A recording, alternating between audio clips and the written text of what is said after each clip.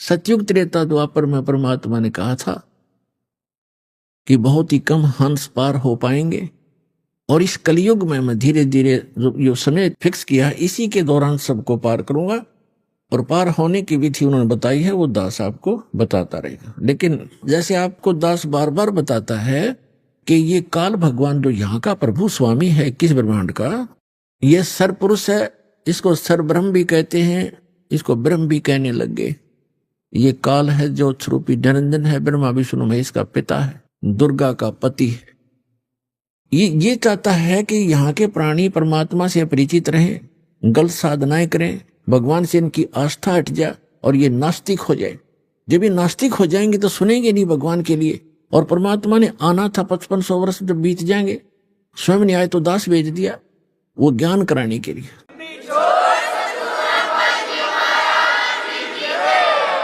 तो इससे पहले उसकी नीति ये थी कि सबको ऐसा नास्तिक बना दूं ये भगवान से दूर हट जाए। और परमात्मा ये चाहते हैं कि इनमें इस कलयुग की पिछली पीढ़ी तक परमात्मा की आस्था चाह बनी रहे। आज तक हम देखो नरसिंह जी जैसे महापुरुष के उदाहरण आज तक गुणगान करते आए, जितने भी प्रचारक थे, और जिस कारण से हमारी आस्था बनी रही कि भगवान ऐसा करता ही करता है। लेकिन ना उन प्रचारकों को कभी ऐसा हुआ, ना उनके उपासकों को कभी ऐसा हुआ, लेकिन उसके कारण हम डटे रहे कि भगवान ऐसा करता है, ऐसा हुआ है तभी तो गुणगान हो रहे हैं। अब क्या हुआ कि एक दिन उसकी लड़की ब्याह रखी थी, विवाह कर रखा था, उसका लड़की जवान होगी, उसका विवाह हुआ। उसके विवाह के लिए लड़की आ गई बात नौतन, यानी अपने पिता, ऐसे रिवाज बना रखी अपन ने, तो ये रिवाजें अच्छी नहीं है। फिर भी भगवान ने दुखी होना पड़ा, उसके लिए भी बहुत कुछ करना पड़ा। अब उसकी लड़की आई और पिता से कहा, पिताजी आपकी ज्योति का विवाह है, इस दिन बात है, आप आइएगा। तब उसने कहा कि मैं निर्धन कंगाल बेटी, ना मेरे पास दाम धन नहीं, पर आऊंगा बेटी मैं सुमरूंगा राम। जैसा भी कंगाल हूं मैं तेरे द्वार पर अवश्य आऊंगा। लड़की चली गई। लड़की जैसे वहां प्रतिफल में कुछ दिया करते हैं, बेटी जावे भात नोच कर कुछ नहीं दिया। इसको देखकर उसकी सास, लड़की की सास ने बहुत कुछ उलाहने दिए, लड़की को बहुत बुरा भला कहा कि उसने नाश कर दिया, सारी संपत्ति लुटा दी, कंगाल होकर बैठ के हमारी बेइज्जती करवा दी, कदे कदे हमारी इज्जत से कर्म थी। अब लड़की बोल रहा क्या, बेचारी सब्र का घूंट आंसू में टपकाने लगी, बैठ गई एक तरफ जाकर। अब नरसिंह चिंतित हुआ कि कैसे वहां पहुंचेंगे, कौन मेरा साथी होगा। यदि वो सेठ होता और भात आ जाता, उसके साथ जाने वाले सैकड़ों इकट्ठे हो जाते गांव नगर के आदमी, और उस दिन कोई नहीं आया। उनके पास कुछ अंधे सूरदास आया करते थे, नरसिंह जी की झोंपड़ी पर बैठ जाते थे, सत्संग करते थे, विचार विमर्श करते थे, फिर चले जाते थे। उनमें एक शिक्षण नाम का बुद्धिमान था सूरदासों में। उसने कहा कि आज नरसिंह तेरी बात में कसक नहीं, तेरी आवाज में कोई चिंता टेंशन बन गई। उसने बताई कि ऐसे ऐसे लड़की आई थी और ज्योति का भात आ गया है और ये चिंता बन गई मैंने। शिक्षण सूरदास अंधे ने कहा कि भाई भगवान पर भरोसा रख, दिल ना तोड़े, हम चलेंगे तेरे साथ। ने बोला नगर का कोई साथ नहीं हो सकता। कहने लगे हम चलेंगे सारे के, वो 16 जने थे गिनती में। बोले हम चलेंगे तेरे साथ, चिंता ना करे, कोई बात नहीं, देखी जाएगी जो भगवान उड़े इज्जत हो चाहे बेइज्जती, पर बेटी के द्वार पर खड़े जरूर होंगे चल के। तो वहां सफर करने के लिए पहले बैलगाड़ियां थी, अब बैलगाड़ी उसके पास नहीं, गांव से मांग कर लाया। किसी ने बैल ऐसा दे दिया, मांगी वस्तुधारी ऐसे देते थे जो घर से रिजेक्टेड सी हो। किसी से एक बैल मांग गया, किसी से दूसरा, उन्होंने ऐसे दे दिए काम चलाऊ से, निकम्मे से बैल। और बैलगाड़ी थी खराब सी, वह पक्का दिख ले जा सेठिया। अब सेठ ने वही बैल दोनों जोड़ के वह गाड़ी ले ली, बैलगाड़ी। 16 सूरदास उसमें बैठ के, वह उसके मित्र अब गाड़ी चले नहीं, क्योंकि ना तो बैल ढंग से चले, ना उसने चलाने आवे, ड्राइवर को दे रहा नहीं बैलों का, और गाड़ी ऐसे लचर पचर करती हुई चल रही है धीरे धीरे। अब उस स्पीड से वो 10 दिन भी नहीं पहुंच सकते थे, और विवाह था तीसरे दिन। अब वो श्री कृष्ण के पुजारी थे, सूरदास भी, और साथ में नरसिंह जी भी श्री कृष्ण जी की अर्घ लगाते जा रहे थे। वो परमात्मा स्वयं आगे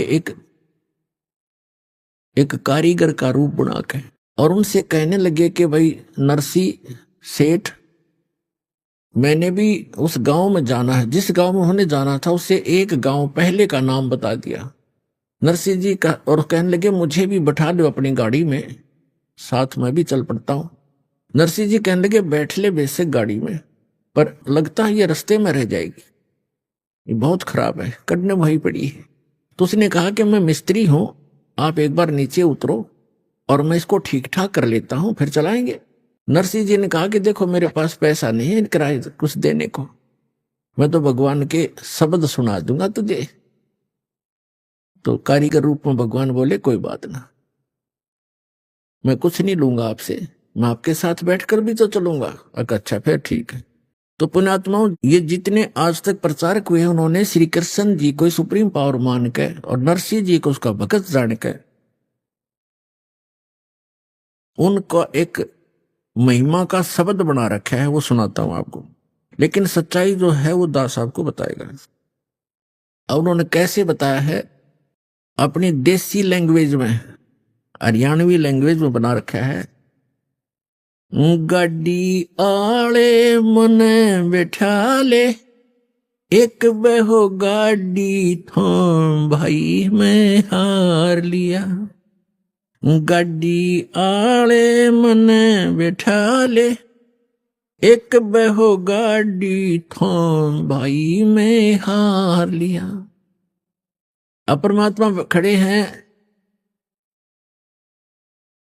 एक कारीगर के रूप में, सारे इंस्ट्रूमेंट औजार ले रखे, उपकरण आरी भी ऐसे काटने पीटने की बसोली सारे ले रखे हैं। और क्या कहते हैं, गाड़ी आले मने बैठा ले, एक बहो गाड़ी थाम भाई मैं हार लिया। नरसिंह जी जब न्यों बोले, या गाड़ी मेरी पुरानी है, प्रभु जी फिर न्यों बोले, भाई के मेरे त छानी है। प्रभु जी फिर न्यों बोले, क्या मेरे त छानी है। नाम कृष्ण नाम जात का खाती, ये जानू सारा काम भाई मैं हार लिया। गाड़ी आले मने बैठा ले, एक बहो गाड़ी थाम भाई मैं हार लिया।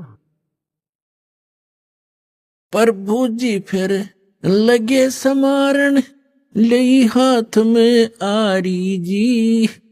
नरसिंह जी की वह टूटी गाड़ी, अरने आप समारी जी। प्रभु जी जब लगे सवारण, ले हाथ में आरी जी। नरसिंह जी की वह टूटी गाड़ी, अरने आप समारी जी। नरसिंह बोला मैं शब्द सुना दूं, ना देने को दाम भाई मैं हार लिया। गाड़ी वाले मने बैठा ले, एक बहो गाड़ी थाम भाई मैं हार लिया। 16 सूरदास बैठे गाड़ी में, रटे राम की माला जी। 16 सूरदास बैठे गाड़ी में, वो रटे राम की माला जी। पवन समान गाड़ी चाली, जब भगवान बने गढ़वाला जी। पवन समान गाड़ी चाली, जब भगवान बने गढ़वाला जी। भक्तों का रखवाला जी, वो आपे पूर्ण राम भाई मैं हार लिया। गाड़ी आले मने बैठा ले, एक बहो गाड़ी थाम बाई में हार लिया। बैलों ऊपर हाथ फेर दिया, बल बैलों में आया जी। बैलों ऊपर हाथ फेर दिया, बल बैलों में आया जी। कई रोज का पंथ विकट था, पल माहे पहुंचाया जी। कई रोज का पंथ विकट था, पल माहे पहुंचाया जी। वो प्रभु खाती चला गया भाई, कर संतों प्रणाम भाई मैं हार लिया।